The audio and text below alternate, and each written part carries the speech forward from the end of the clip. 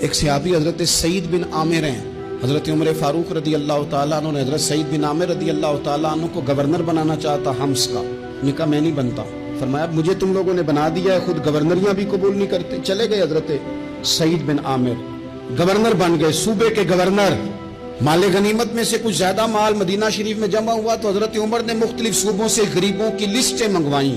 حضرت سعید بن عامر کے صوبے کے کچھ خاص لوگوں کو آپ نے لکھا کہ تمہارے صوبے میں جو غریب ہیں ان کی لسٹیں بھیج دو. تو جب لسٹ آئی تو اس میں پہلا نام حضرت سعید بن عامر کا بھی تھا. کہا ہمارے گورنر کے پاس پہننے کو کپڑا کوئی نہیں، کھانے کو روٹی کوئی نہیں. حضرت عمر بیٹھ کے رو پڑے.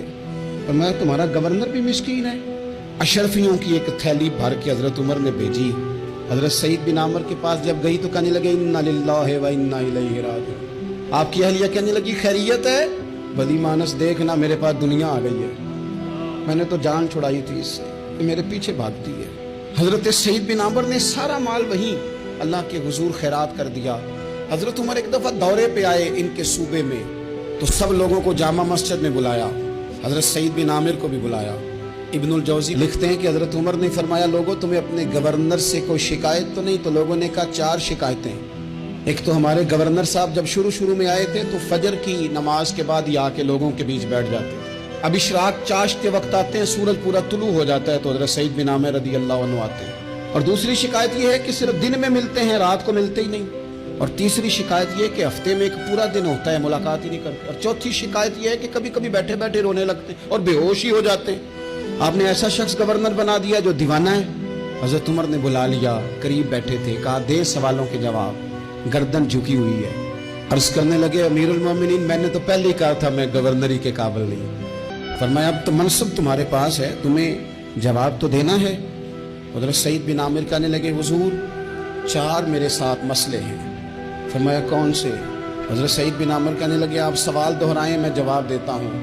آپ نے فرمایا سعید لوگ کہتے ہیں پہلے تو سویرے آ جاتا تھا، اب تو اشراق چاشت کے وقت آتا ہے. گردن جھکائی، سناٹا چھا گیا محفل پہ. تھوڑی دیر کے بعد سار اٹھایا تو داڑھی پہ آنسو گر رہے تھے. فرمانے لگے حضور میرے گھر میں خادم کوئی نہیں، بیوی بیمار ہو گئی ہے.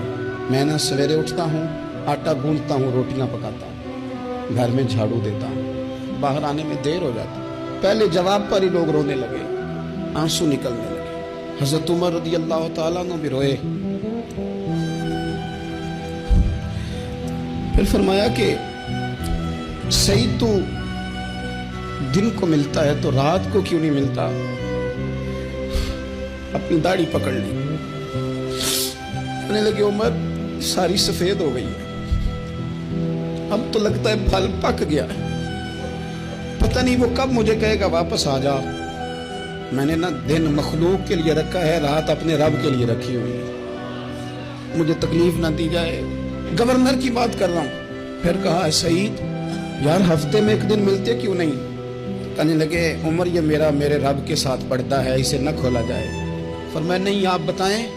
حضرت سعید بن عامر کہنے لگے غریب ہوں، ایک ہی جوڑا میرے پاس ہے، میں غریب ہوں. حضرت سعید بن عامر کہنے لگے ایک جوڑا ہے، ہفتے میں ایک دن دھو کے خشک ہونے کو ڈال لیتا ہوں، پھر بیوی کے کپڑے پہن کے بیٹھا رہتا ہوں. کس طرح گھر سے باہر نکلوں؟ میرا پردہ تھا، میں اپنی غریبیاں لوگوں کے سامنے نہیں رکھنا چاہتا. میں جانوں میرا رب جانے، میں راضی ہوں نا اس کی رضا پہ. اب تو حضرت عمر ہچکیاں لے کے رونے لگے. فرمانے لگے چل آخری سوال کا جواب ہی دے دے، کبھی کبھی روتے ہو تو بے ہوش ہی ہو جاتے ہو. حضرت سعید بن عامر پھر رونے لگے. فرمانے لگے بڑی عمر کا ہو گیا تھا جب کلمہ پڑا تھا. جب وہ پچھلے گناہ یاد آتے ہیں نا، میرے سامنے لوگوں نے حضرت حبیب بن عدی کو سزا دی تھی مکے میں، اور میں اس وقت مسلمان نہیں تھا، میں مدد نہیں کر سکتا. جب وہ وقت یاد آتا ہے تو برداشت سوچتا ہوں کیسے اللہ کے حضور جاؤں گا. دوستو دعا کرنا اللہ اس ملک کو بھی کوئی ایسا شخص عطا فرما دے